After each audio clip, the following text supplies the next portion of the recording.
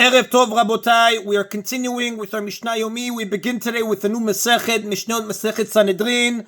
The Torah in Sefer Dvarim, chapter 16, verse 18 writes, Shoftim, Shoterim, Titen Lecha B'chol Sharecha, judges and officers you shall appoint for yourself in all of your gates. Asher Adonai Elohecha noten lecha lishvatecha, that Hashem your God is giving you according to your tribes. V'shaftu et ha'am mishpat tzedek, and they shall judge the people a righteous judgment. The Jewish nation is commanded to set up a system of courts to judge the people.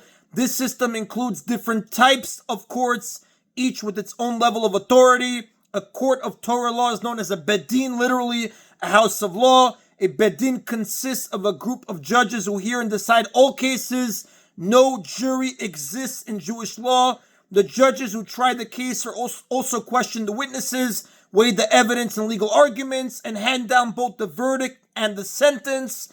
When the judges disagree, a majority of one is enough to decide the law. In capital cases, though, a majority of at least two is required to find the defendant guilty.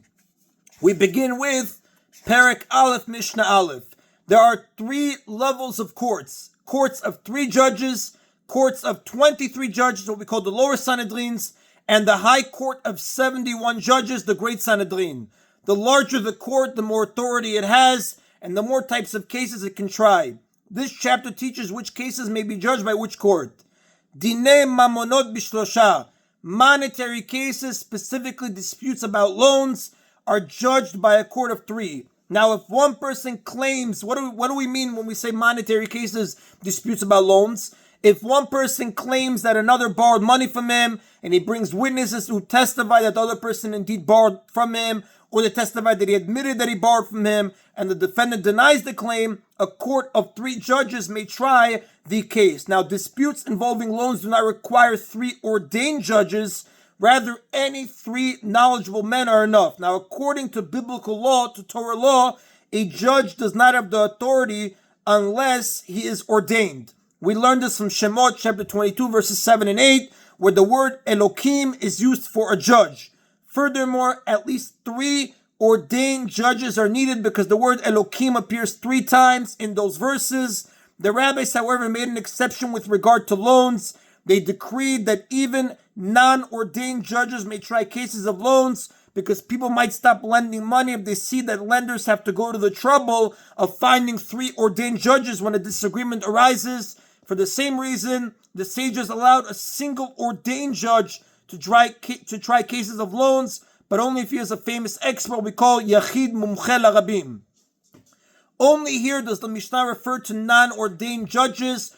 All the other cases mentioned in the Mishnah must be tried by ordained judges. Gizelot v'chavalot bishlosha, cases of theft and injury are judged by a court of 3. Injury meaning a person who injures another must compensate his victim for 5 things: damage, pain, healing, loss of employment, and embarrassment. That is judged by a court of 3. Nezek v'chatzi nezek, tashlume chefel v'tashlume arba v'chamisha bishlosha. Claims for full damages, half damages, double payments, and 4-fold and 5-fold payments are judged by a court of 3. Now, when we say half damages, we're referring to if an animal does damage intentionally, its owner need pay for only half the damage it caused, because intentional damage is unusual for most animals, and therefore the owner was not expected to prevent it. However, once an animal has done such damage 3 times, and the owner was warned after each time, he must pay full damages should it attack a 4th time. Now, the Torah commands a ganav, a person who stole in secret, to pay the owner double, meaning the item he stole or its value, plus a penalty of the same amount. This is in Shemot, chapter 22, verse 3. If he stole a sheep or goat and slaughtered or sold it, he pays the owner 4 times the value of the animal, the double payment, plus twice its value. If he stole an ox and slaughtered or sold it, he pays the owner 5 times the ox's value, the double payment, plus 3 times its value.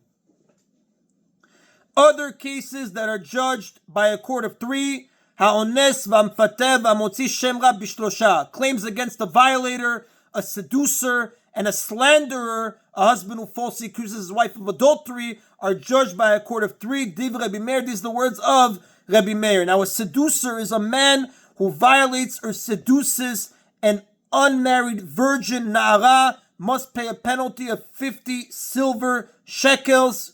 A Na'ara is a girl between the ages of 12 and 12 and a half. And when we refer to a slanderer, it refers to a husband who falsely declares in court that his wife was not a virgin when he first cohabited with her, and he claims that she committed adultery between their kiddushin and their nisuin. Marriage takes effect through two ceremonies: kiddushin, giving the bride money or an object such as a ring, and nisuin, the chuppah. Kiddushin makes the couple legally married in most respects, but they are not allowed to live together until they perform nisuin. A woman who cohabits with another man after kiddushin is guilty of adultery.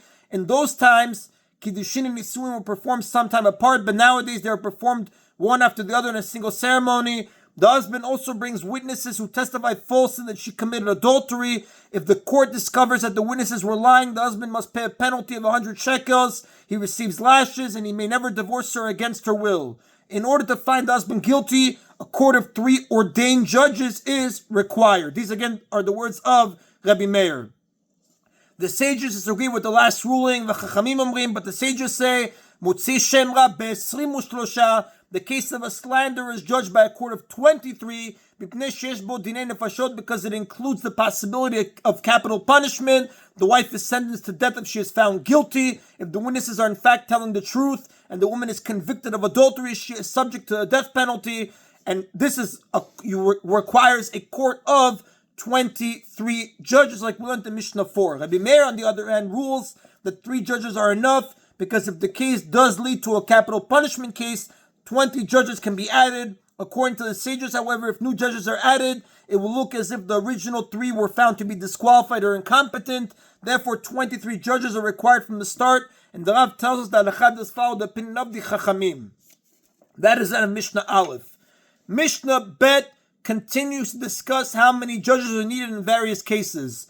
Makot bishlosha, crimes that carry the punishment of lashes. The violation of a biblical prohibition is generally punishable by lashes. That is judged by a court of 3. Mishum Rabbi Yishmael Amru, in the name of Rabbi Yishmael, however, they said be'esrim u'shlosha, such crimes are judged by a court of 23. It's derived from the Torah that cases of capital punishment require a court of 23. Rabbi Yishmael holds that the same is true of crimes punishable by malkut.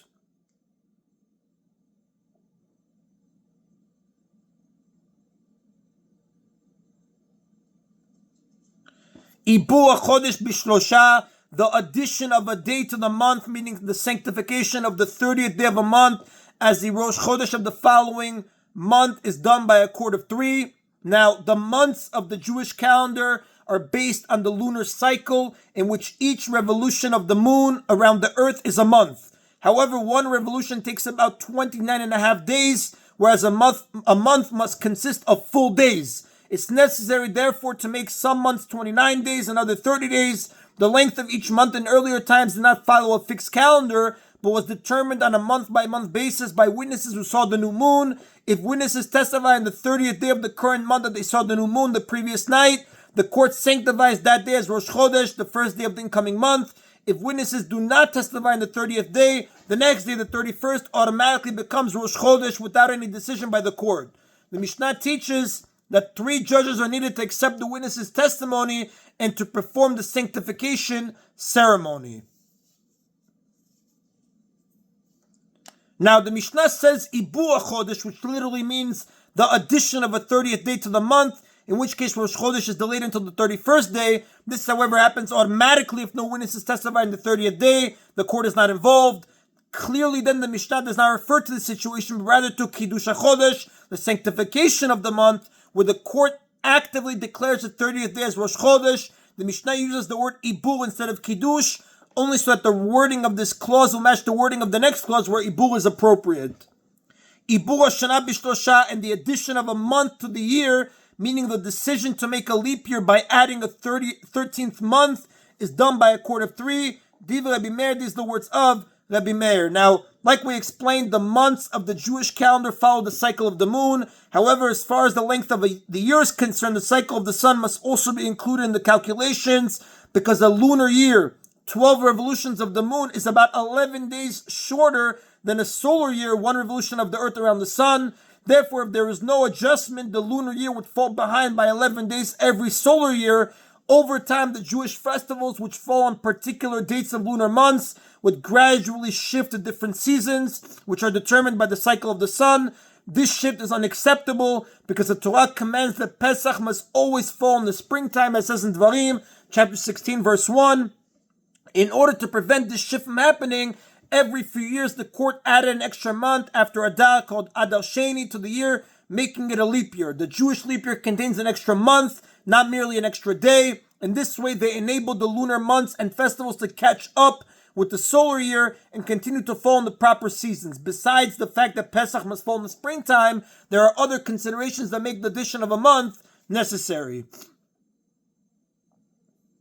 Now, a Tana disagrees with the last ruling. Rabban Shimon ben Gamliel Omer. Rabban Shimon ben Gamliel says that the decision to add a month to the year is made in 3 stages. Bishlosha matchilin, they begin considering the matter with 3 judges. Ubachamisha nosin v'nodin, if 2 of them are in favor of adding a month, 2 more judges join them and they discuss it further with all 5 judges. But if 2 of the 3 do not want to add a month, the discussion stops there, and that year does not become a leap year. The Gomrim b'Shiva, if most of these 5 are in favor of adding a month, 2 more judges join them and they conclude with 7 judges, meaning the 7 judges announce that it is a leap year. Now, but if most of the 5 are against adding a month, the procedure ends and a leap year is not declared. Now, the number of judges in the 3 stages, 3, 5, and 7, match the number of words in the 3 verses of Bekat Kohanim, the priestly blessings in Bamidbar, chapter 6, verses 24 to 26. The first verse of Bekat Kohanim contains 3 words, Yivech Hashem Yishmerecha. The second verse, 5 words, Yer Hashem Panav Elecha V'Yichuneka. And the third verse, 7 words, Yisa Hashem Panav Elecha V'Simcha Shalom. And the rabbis linked the declaration of a leap year to the priestly blessing in order to bring divine blessing upon their complex calculation. And the Rav tells us, V'alacha ki Rabban Shimon ben Gamliel, the halacha follows the opinion of Rabban Shimon ben Gamliel. Rabban Shimon ben Gamliel adds, V'im gamru b'shlosha me'uberet. However, although they should conclude with 7 judges, if they concluded with only 3, it is a valid addition, their decision is binding, and the year is indeed increased by a month. And that is Rabotai of today's Mishna Yomi. Baruch Adonai Leolam. Amen v'amen.